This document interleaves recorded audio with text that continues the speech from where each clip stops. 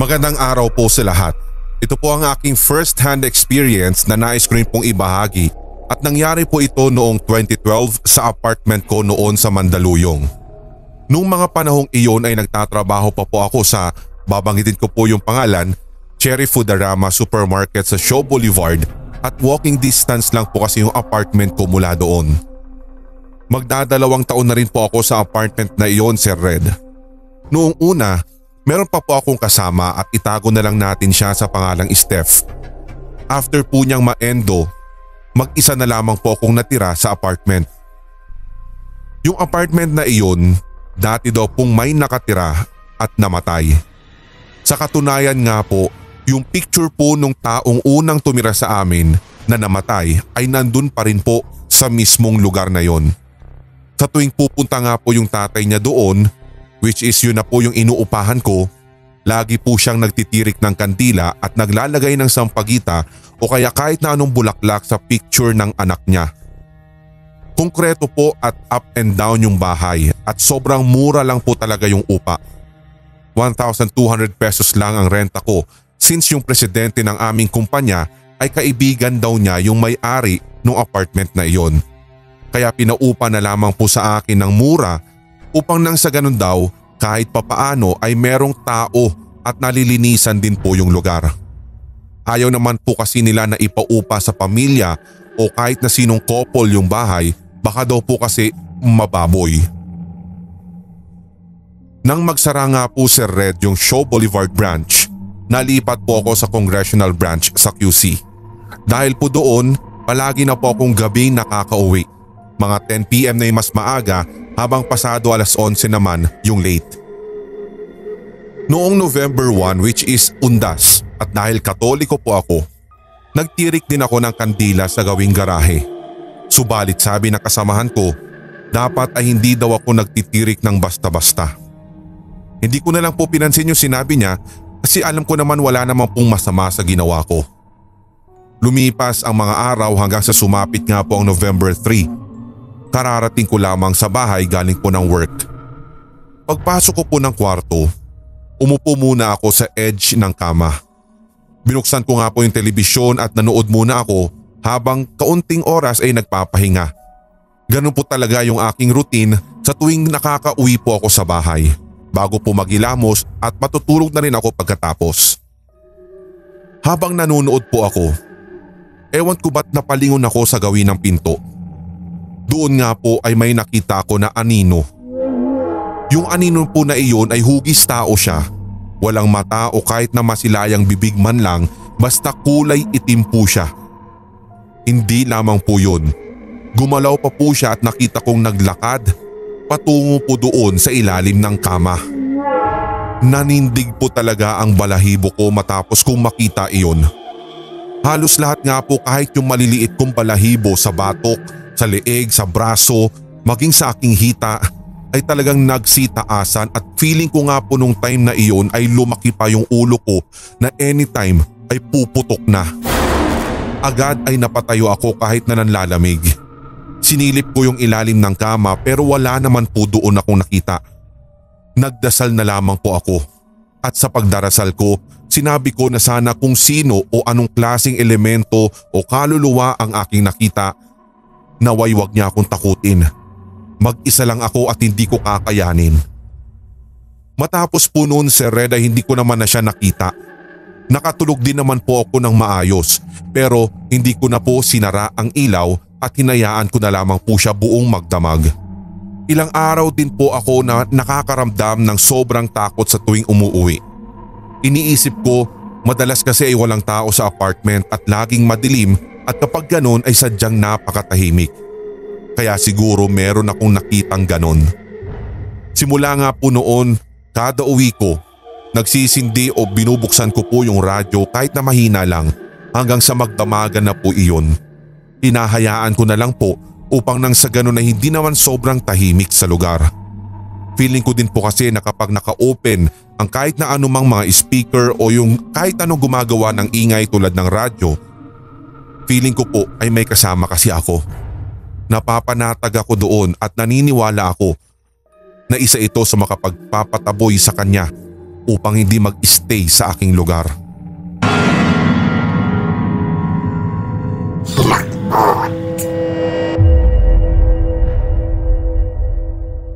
Magandang araw po sa inyong lahat. Ako po si Jess at tiga Pampanga po ako.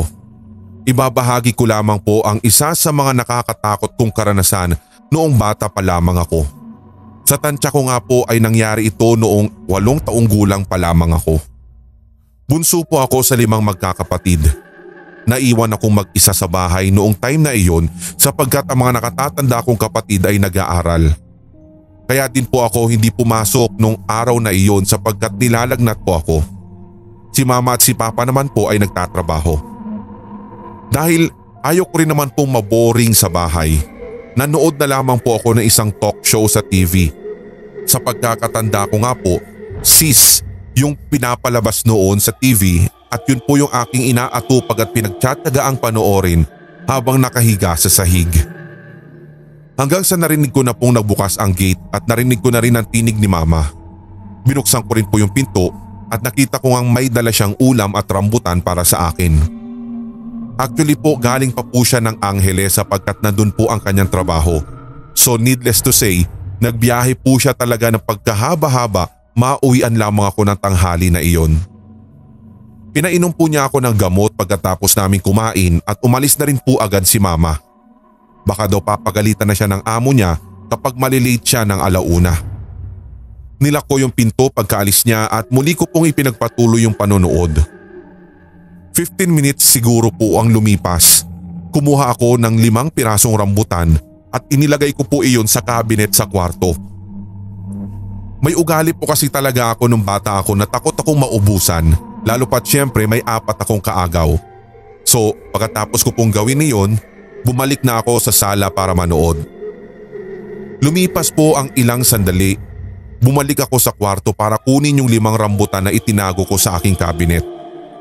Yung pintuan ng kwarto namin po kasi ay nakabukas palagi. Yung cabinet namin ay katabi lamang po ng pintuan.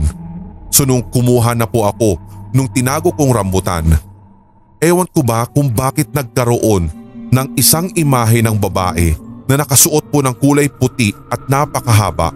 Gayon din ang kanyang buhok na mahaba at medyo may pagkakulot pero napaka-distinct sa red nang nakita kong kulay ng kanyang mga mata. Puting-puti ito. Kahit po magkagayon, alam kong nakatitig siya sa akin. Parang lumipas nga po ang segundo. Nagkakatitigan na kami at ewan ko ba't parang namamagnet na ako. Hanggang sa nakuha ko pumuli ang aking buwelo at tumakbo ako kaagad papunta sa sala. Sobra talaga akong takot ng mga oras na iyon at hindi na po ako umalis sa higaan ko hanggang sa dumating yung ate ko. Agad ko pong ikwento sa kanya ang nangyari. Naniwala naman po siya sa akin dahil base sa kanyang sinasabing karanasan ko noong bata pa na hindi ko na matandaan. Kahit pa nga daw nung 2 taon hanggang 3 taong gulang ako, ay may nakikita daw talaga ako na hindi nila nakikita. Ngunit nang malaman po ni mama, pinagalitan pa po niya ako sapagkat bakit hindi daw ako nagdasal nung nangyari iyon. Sa katunayan, totoo naman po na nalimutan kong magdasal dahil sa sobrang hilakbot ko nung time na iyon. Laking pasasalamat ko sa Diyos dahil hindi ko iyon dinala hanggang sa paglaki ko. Ayaw ko na din po makakita ng mga multo. Ang bahay po kasi namin ay binabahayan daw po talaga ng kung ano-ano. Ibukod pa natin yung sinasabi ng ilang mga matatanda na doon sa puno ng guyabano na nasa likuran ng bahay namin ay meron daw po talagang nagbabantay. Tuwing gabi, may maririnig nga po talaga kaming parang umaapak sa bubungan namin at masisigurado naman po naming hindi ito kahit na anong hayop, lalo namang pusa. Sobrang bigat po kasi ng paa nun at parang anytime ay masisira ang bubungan o lulusot siya papunta sa loob ng bahay. Magkakatitigan na lamang po kaming lahat na magkakapatid kapag nadidinig namin iyon. Tapos lalabas na lamang po si Papa ng may dalang asin at ihahagis ito sa bubungan. Mawawala na po otomatiko yung maingay na tunog na iyon pero halos gabi-gabi na pong nangyayari. Nasanay na lang kami. Minsan, black lady naman po ang nakikita ko nandoon sa kwarto namin nakatayo lamang. Nung time na iyon ay may kukunin na naman po ako sa cabinet, katulad po nung una. Habang may kinukuha nga po ako doon, nakikita ko po sa gilid ng mga mata ko na may babae talagang biglang pumasok. Pero bigla na lamang din siya nag-fade hanggang sa unti-unti ay hindi ko na po siya makita. Pero ang reaksyon ko pa rin ay hindi talaga ako nakakagalaw sa sobrang takot. Pinagmamasdan ko na lamang po kung ano ang next na mangyayari o kung lilitaw ba siya ulit at kung ano ang gagawin sa akin. Pero awa naman po ng Diyos dahil sa pagkakataong nakapagdasal ako habang nangyayari iyon, nawawala na po agad yung takot ko. Matapos nga po magpakita sa akin yung black lady, nagkasakit na naman po ako. Pinatawas na lamang po ako sa kilalang manghihilot sa lugar namin. Pinayuhan din po niya ako na laging magdasal. Tunay na dasal lang po talaga ang kailangan at huwag nating hahayaan na mawala ng komunikasyon sa ating Panginoon. Muli maraming salamat po sa inyong pakikinig sa aking maikling kwento.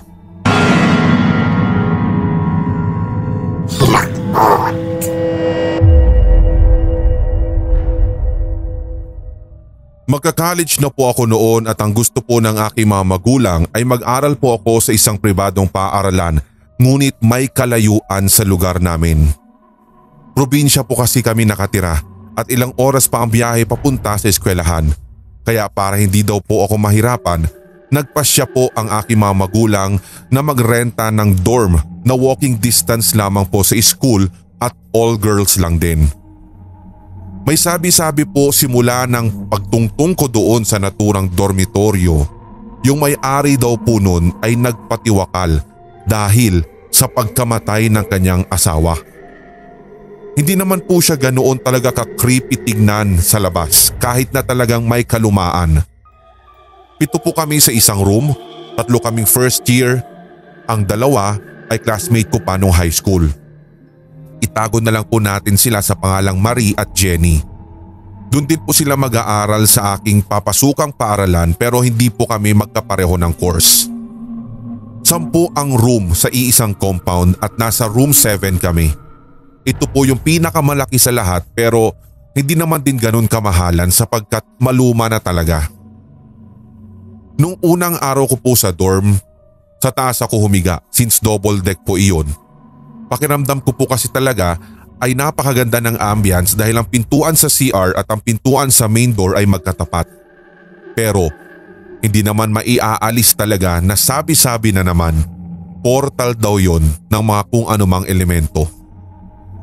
Fast forward, 2 buwan ang nakalipas pero wala naman akong naramdaman. Ngunit before the exam, nagpasyang umalis si Jenny dahil ang iingay daw kasi namin. Hindi siya makapag-aral ng maayos. Kilalang kilala ko naman po siya since talagang nung high school ay maaral na po talaga ito at napakatahimik. Valedictorian pa nga po siya. So 6 na po kaming natira doon. Since ako lang ang nasa taas, napagpasyahan ko rin na lumipat na lang sa baba kasi wala pong ceiling fan at napakainit na. Mula sa taas, inilipat ko po yung mga gamit doon sa binakantehang kama po ng aking dating kasama. Pinakalas po na kama iyon at malapit sa CR. Dahil kinabukasan na ang exams, todo aral na po kaming lahat at pagkatapos ay sabay-sabay din kaming natulog. Lumipas ang ilang oras, 3:00 na madaling araw, base sa nakita ko sa aking cellphone. Sanay naman na po talaga ako, Sir Red, na magising ng ganong oras kung kaya't parang wala lang sa akin ang lahat kahit nakasara ang ilaw. Malayo din po kasi yung switch ng ilaw since lumipat nga po ako ng kama kaya cellphone lang po talaga yung ginamit ko. Pagkatapos ko pong mag-CR, bumalik na muli ako sa higaan para matulog pero bago pa man po ako makahiga, nakita ko po si Marie na nakaupo sa kama niya at parang nagsi-cellphone. Muli po ako napatingin sa gawin niya. Baka kasi namamalikmata lang ako pero andun po talaga siya. Pinagmasdan ko po siya ng saglit. May liwanag ang mukha niya mula sa hawak niyang cellphone pero kapansin-pansin na parang nangingitim ang mukha niya. Hindi ko po maaninag kung natatabunan ba ito ng kaunting buhok niya o talagang gawa lang ito ng kadiliman sa kwarto. Sinabi ko na lang na baka mamaya ay nag-aaral lang siya kaya hindi ko na siya iistorbohin. Kinaumagahan nun bago kami pumasok sa eskwela. Ang aga mo yatang nagising ah. Ha? Bakit? Kanina kaya nag-aaral ka, di ba? Nanlaki bigla ang kanya mga mata. Sabay sabing, "Kaga, 6 AM na ako nagising, hindi nga ako naka-review eh." Tumaas agad ang balahibo ko noon, Sir Red, sa pagsabi niyang iyon. In-explain ko sa kanya yung posisyon ng babaeng nakita ko. Pero iginigiit niya na baka iba daw ang nakita ko. Binaliwala na lamang namin iyon at nag-focus na lamang kami sa exams nung araw na iyon dahil 7:30 po ang unang subject ko. Pero pagkatapos po nun, sunod-sunod 3 araw po na gumigising talaga ako ng 3:00 na madaling araw at ang worst ay yung last day. Dito ko na po naramdaman yung parang ang bigat ng pakiramdam. Yung para bang may nakapatong sa katawan ko na kung anong mabigat at para nga siyang nakatitig sa akin. Hindi po talaga ako makagalaw at tinitingnan ko pa yung mga kasama ko pero himbing na himbing silang natutulog. Tinatawag ko sila ng napakalakas para humingi ng tulong ngunit walang boses na lumalabas sa bibig ko. Parang iiyak na nga po ako sa sobrang hilakbot noon hanggang sa mapagdesisyonan kong pumikit at magdasal na lamang hanggang sa mawala yung nararamdaman ko. Kinaumagahan, hindi na ako nakatulog kaya puyat na puyat po ako habang nag-e-exam. Buti na lamang po at nakapasa ako. Kwento ko po sa mga kasamahan ko ang nangyari, subalit hindi na po sila natakot sapagkat hindi lang naman daw pala ako ang nakaranas nun. Nangyari din daw po sa kasama nila noon bago kami dumating na 3 ang nangyari sa akin kagabi. Halos mabaliw nga daw yung dating lang boardmate na yun. Minsan nakikita daw nila itong nasa loob ng aparador na para bang may kausap at kalaunan ay umalis na rin po ng kusa sa dorm.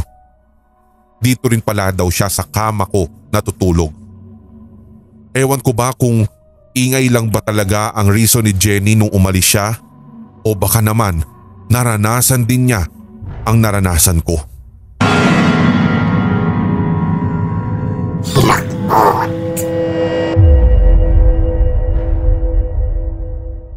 Year 2006 nang ma-encounter ko po ang ilan sa mga paranormal activities na ito. Actually hindi naman po talaga ako si Red na naniniwala dito eh.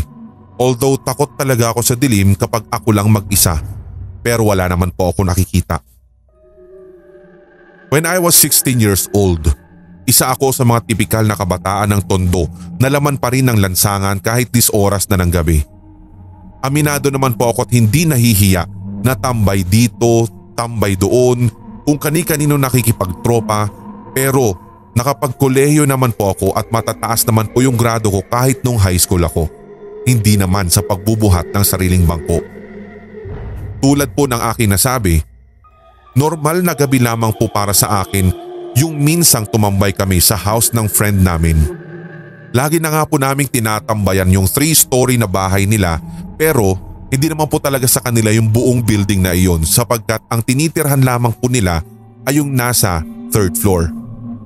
Makitid lamang po yung hagdan niya na paakyat and actually hindi po kakasya ang 2 tao kung magsasabay sila ng pababa or paakyat. Kaya kung magsasalubong man, kailangan po na isa sa kanila ang tumagilid para makadaan ng isa. Every time na umaakyat ako doon, natatakot po talaga ako kasi madilim po sa bahagi ng 2nd floor. Nanlalamig po ako pero wala naman akong nakikita at palagi naman po akong may kasama kapag dumadaan doon. Nung gabi po na pumunta kami doon para tumambay, no choice kasi nauna na po yung ilan sa mga kasama ko. Wala din po ako mahilang kasabay na umakyat sa 3rd floor dahil talagang wala pong gustong sumama sa akin o kung hindi man, lahat sila ay nasa 3rd floor na. Kinakabahan po talaga ako noon, Sir Red, pero tumuloy pa rin po ako sa pag-akyat ng hagdan. Pagdating ko nga po sa 2nd floor Partikular sa huling baitang paikot sa hagdan na siyang sasampa na sa third floor, may lalaki po akong nakasalubong. Nakaputi po siya pero hindi ko po makita ang mukha niya. Sa isip ko nga po ay baka tatay iyon ng friend ko kaya ang ginawa ko ay tumagilid po ako para makadaan siya. Nung dumaan po siya, hindi ko po talaga ma-explain kung anong klaseng lamig ng hangin yung dumampi sa aking balat. Nung dumaan nga po siya, talagang manunuot po yung lamig, dahilan para magsitayuan lahat ng iyong balahibo. Nang lumagpas po yung lalaki na kaputi, doon po'y nagpatuloy na ako sa pag-akyat hanggang sa nakita ko po yung kuya ng friend ko na nasa dulo ng hagdan. Sasalubungin na pala niya ako. Kunot ang noo niyang nagtanong sa akin kung, "Hoy, ang tagal mo namang umakyat. Patuminto ka pa dun." Malamang may bumaba, hindi naman kami magkakasya dyan eh. Kitang-kita po yung pangungunot ng noo ng kuya ng friend ko sa sinabi ko. Nilingon po niya muli yung hagdan na inakyatan ko. Hindi ko na din po napigilang magtanong dahil hindi rin ako mapakali dahil andun po yung pakiramdam na parang may mali sa nangyari. Kalmado at pakunwari ko na lamang na sinabing, "Ano nga palang ginagawa ni tatay dito? Siguro pinagalitan kayo dahil maingay no?" Tatay na po kasi yung nakasanayan naming tawag sa tatay nila. Hanggang sa sumagot siya ng, "O hindi naman umakyat si Papa dito." "Ha? Nakasalubungan ko siya eh." "Ano ka ba naman? Walang bumababa dyan. Kaya nga di ba tinatanong kita ba't ka pa nag-stay doon sa second floor kanina at kung bakit tumagilid ka pa ng ganun wala ka naman talagang nakasabay." Bigla po talaga akong mas kinilabutan sa sinabi ni kuya, kung kaya't agad-agad ay pumasok na po ako sa loob ng kanilang inuupahang kwarto at nakisalo na sa kanilang kasiyahan na as if walang nangyari. Pilit ko po talagang iwinawaglit sa aking isipan ang pangyayaring iyon, Sir Red, at sinesenyasan ko nga si kuya na kausap ko kanina na wag na lang babanggitin ang nangyari para hindi rin magkatakutan sa aming magtotropa. Simula nga po noon, hindi na talaga ako umaakyat sa bahay nila nang ako lang mag-isa, kahit araw man o mas lalong gabi.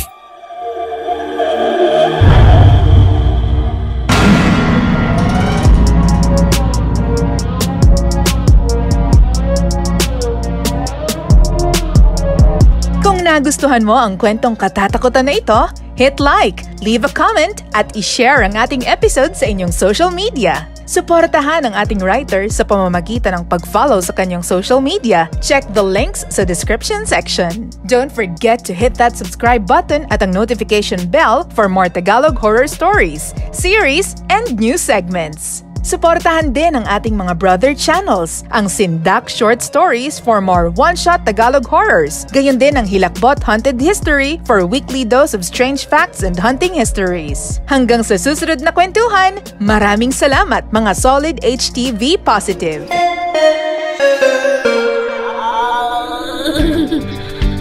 Isang positibong araw sa mga pumapag-ibig, may LQ, pinaasa, naka-move on at self-partnered o sa madalit sabi, single.